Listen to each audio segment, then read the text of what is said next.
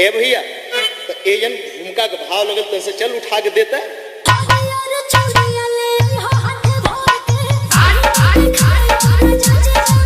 सुना आ तुहरा बस का नहीं खे देखा एक हम धूम दावत बने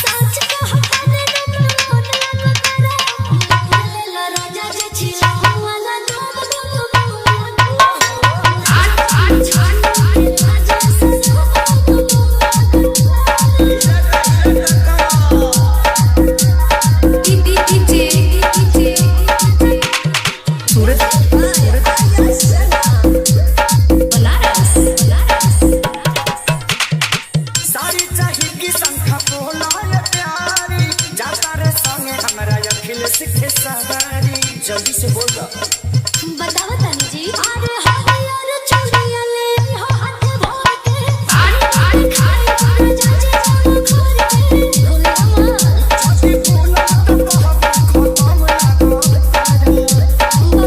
अरे हीरो से ज्यादा है सोमला करा सभा के से हट के सलाम करा ला राजा जे चिलो वाला दो